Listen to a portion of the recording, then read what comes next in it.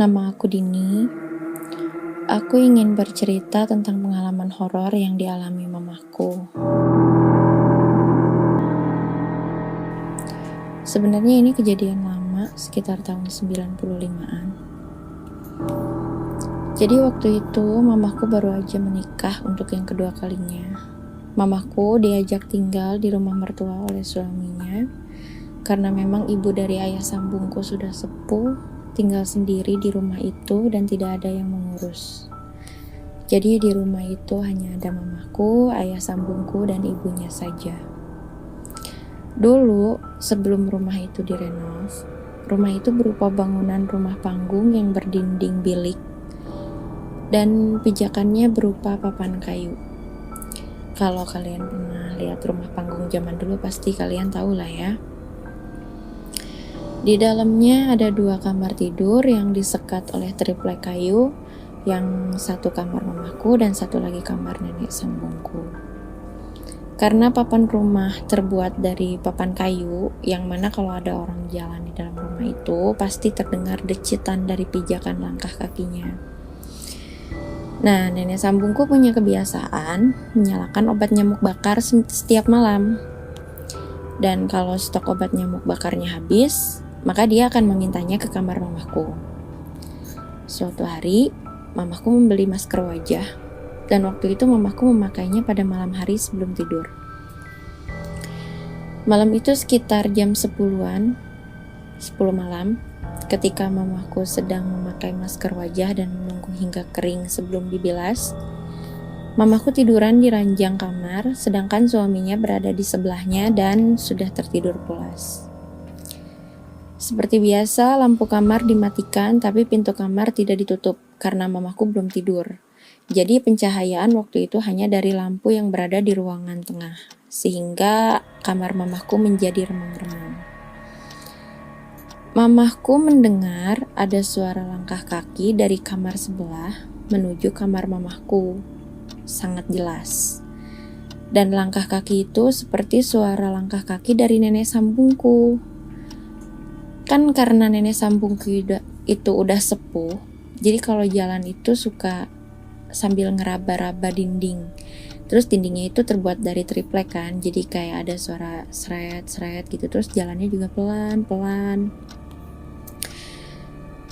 Dan suara langkah kaki itu semakin mendekat dan berhenti tepat di depan pintu kamar mamaku. Mamaku pikir itu pasti nenek yang mau minta obat nyamuk bakar.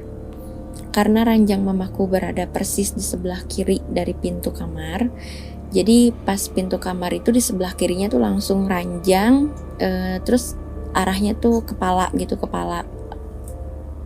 di sebelah kiri. Nah, mamaku langsung berbalik badan dong dan menoleh ke arah pintu kamar sambil bilang, "Ada apa, Mak? Obat nyamuknya habis ya?"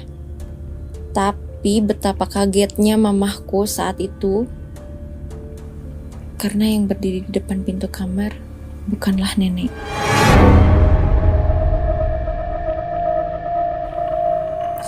Melainkan sosok hitam, tinggi besar, yang besarnya sampai ke atap langit-langit rumah, penuh bulu di sekujur tubuhnya, matanya besar dan merah menyala, taringnya panjang dan terdapat tanduk seperti tanduk kerbau di kepalanya, kuku jarinya hitam dan panjang.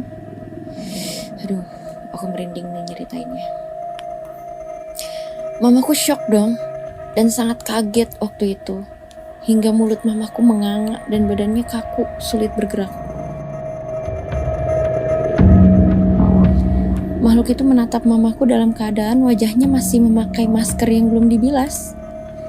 Mamaku dan makhluk itu saling menatap beberapa saat, cukup lama.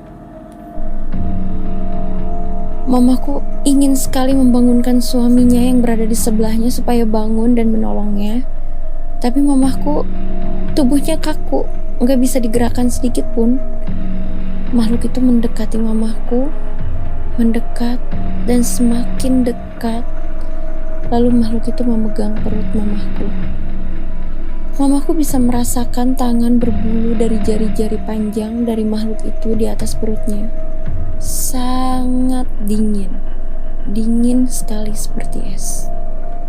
Mamaku berusaha menggerakkan tangannya untuk membangunkan suaminya sambil di dalam hati membaca doa dan ayat-ayat suci Al-Quran. Akhirnya tangan mamaku bisa mencubit punggung suaminya dan membangunkannya. Mamaku cuma bisa memejamkan mata. Mulutnya yang dari tadi menganga saking syoknya dan tidak bisa berkata apa-apa akhirnya bisa menjerit sekencang-kencangnya. Suaminya pun bangun dan bertanya, "Ada apa, Mah?" Sambil ketakutan mamaku berkata, Itu, sambil nunjuk-nunjuk ke arah belakang dia. Terus suaminya nyaut, "Itu apa?" Dengan keadaan masih memejamkan mata, mamaku bilang, "Itu di belakangku ada apa?" "Apaan sih, gak ada apa-apa?" sahut suaminya. Mamaku membuka mata dan menoleh ke tempat makhluk berbulu itu tadi berdiri di sebelahnya, dan ternyata makhluk itu udah hilang. Tidak ada apa-apa di sana. Mamaku kaget dan menceritakan yang baru saja terjadi kepada suaminya sambil menangis dan masih dalam keadaan syok dan ketakutan. Suaminya cuma bilang, "Makanya kalau pakai masker jangan malam-malam, dikira temannya aja tuh sama makhluk itu." Suaminya lalu menyuruh mamaku untuk membersihkan masker wajah yang sudah mengering itu. Setelah itu menyuruh mamaku cepat tidur, dan akhirnya mamaku tertidur. Keesokan harinya ketika bangun tidur, mamaku demam tinggi, panas banget. Mamaku pusing, mual, dan perut yang dipegang oleh makhluk itu tadi malam terasa sakit, melilit seperti diremas-remas. Mamaku nangis gak kuat nahan sakit perutnya. Suaminya panik, karena tiba-tiba saja mamaku sakit, padahal semalam biasa aja. 2 hari mamaku sakit demam tinggi gak turun-turun. Sudah dikompres, sudah minum obat warung, tapi masih aja demam. Akhirnya mamaku dibawa ke rumah sakit dan dirawat selama 3 hari.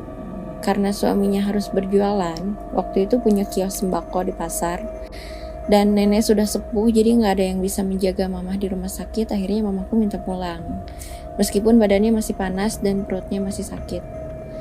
Tapi anehnya dokter tidak bisa mendiagnosa penyakit apa, dan dokter menyarankan agar mamaku jangan dulu pulang. Tapi mamaku bersikukuh ingin segera pulang dan minta rawat jalan aja. Akhirnya mamaku diperbolehkan pulang dengan catatan kalau terjadi apa-apa segera kembali ke rumah sakit. Nah, sesampainya di rumah, mamaku tidur di kamar. Tapi saat mamaku lihat ke atas kamar, ada satu genteng yang ada gambar wajah makhluk itu.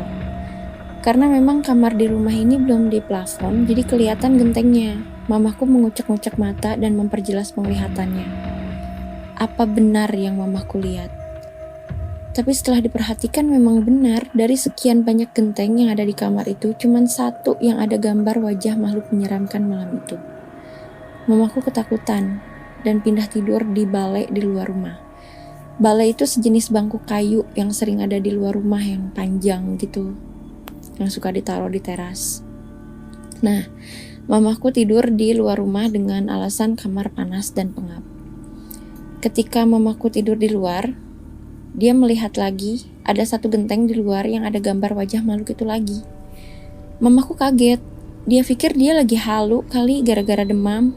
Tapi setelah mamaku fokus memastikan, ternyata memang benar di genteng itu ada gambar makhluk menyeramkan itu.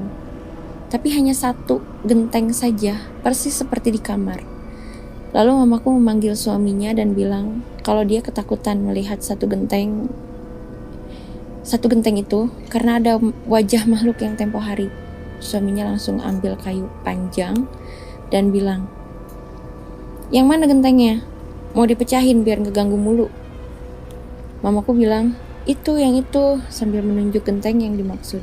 Gak banyak omong lagi, suaminya langsung menyodok genteng itu sambil emosi dan akhirnya pecah. Lalu dia bertanya, "Di mana lagi? Masih ada lagi nggak?" Mamaku bilang, "Ada satu lagi di kamar." Terus suaminya langsung ke kamar, terus dipecahin juga.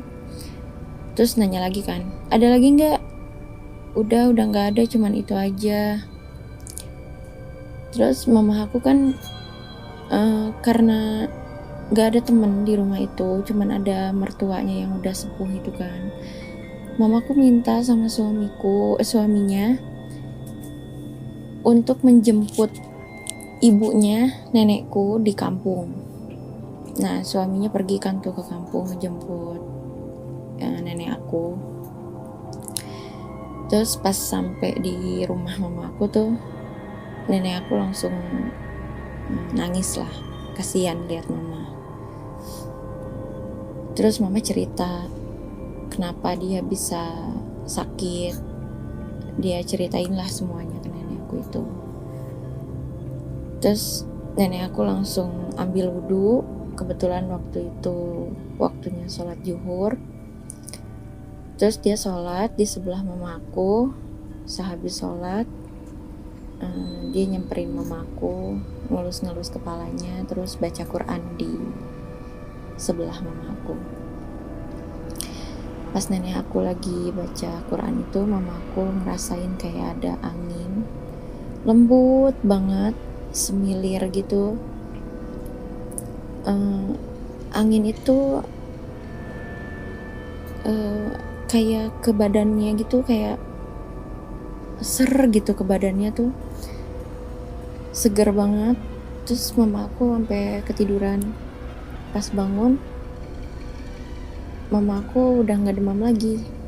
Nah dari situ nggak ada kejadian apa-apa sih, udah tuh nggak ada kejadian lama banget.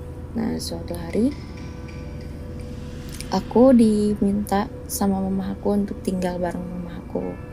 Waktu itu aku udah lulus SMP, jadi aku ngelanjutin sekolah SMA tinggal sama mama aku. Terus aku punya teman aku itu agak-agak sensitif, dia itu bisa lihat kayak gituan. Teman aku main nih ke rumah, terus dia numpang sholat.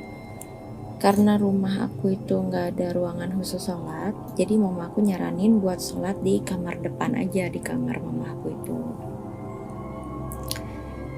Teman aku ambil wudhu, terus kata mama aku, mau kena sama sejadahnya udah disiapin ya Neng di kamar depan. Oh iya bu.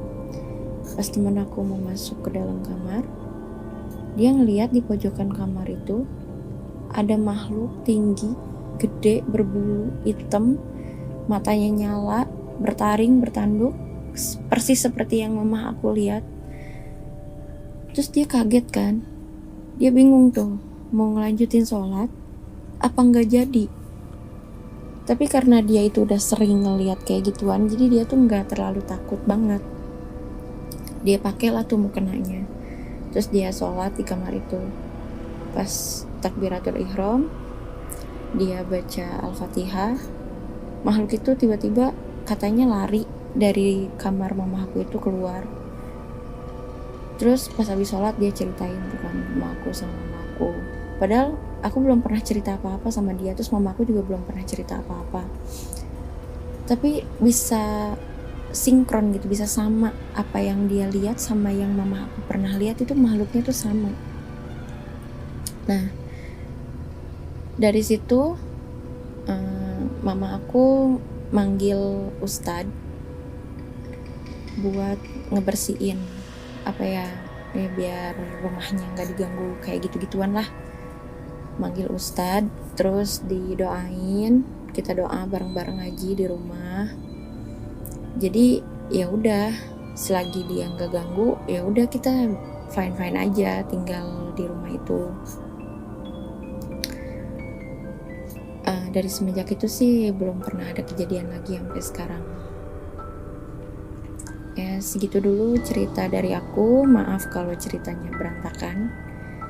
Assalamualaikum, dadah.